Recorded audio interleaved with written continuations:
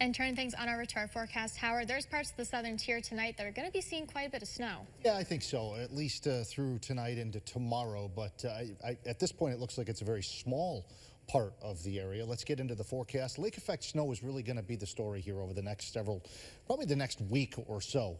Very cold air is coming in, and it's going to get progressively colder next week. We also have a weak cold front that's dropping in, and that's going to change the wind direction a little bit and take this band. You can kind of see how it's sinking south a little bit right now up towards Syracuse. That's going to keep dropping south and should set itself up tonight, overnight. And there's a look right now. Again, some very light snow, some flurries over toward Waverly-Sayre, maybe a little bit lighter snow there over in Towanda, over toward Troy as well. But we'll be watching the radar screen from the north. We're in the 20s, as expected here. Winter chill. Yeah, weak cold front moving in from the west. Lake effect snow is going to keep on firing here over most of the next 5 days, maybe even longer, staying below freezing for a little while. And it's going to be turning even a little bit colder next week. How much snowfall are we looking at? Again, this is tonight through Sunday morning. I think, again, here's what I mentioned.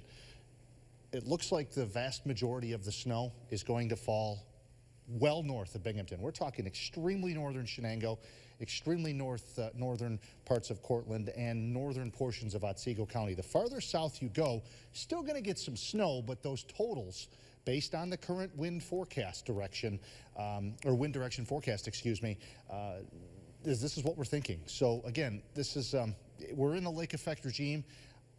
Lake effect is extremely, extremely difficult to pinpoint because the smallest changes in that wind direction and speed can, literally completely change a lake effect forecast. It's different than when you're forecasting like a large scale low pressure system. These lake effect bands are referred to as mesoscale phenomenon. They're very small when compared to the big picture, and they're highly susceptible to small changes.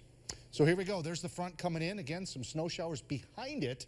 That's when the lake snow kicks in. So there's going to be some snow around here tonight.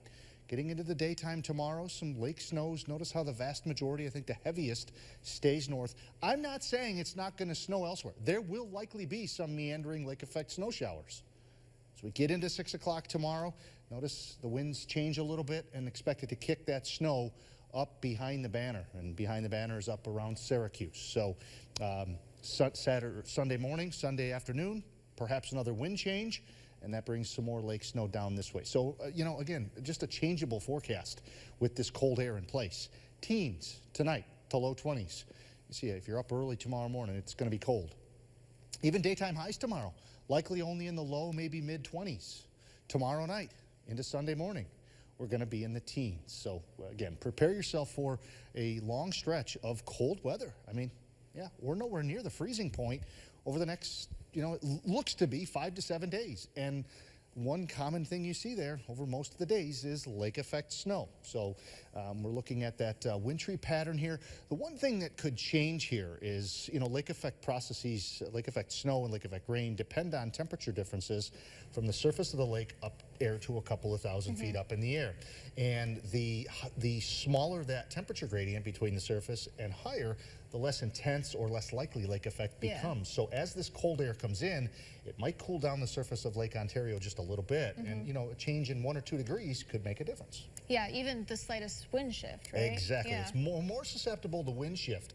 But yeah, a very small change in wind direction can completely destroy a lake effect snow forecast. So basically just keep your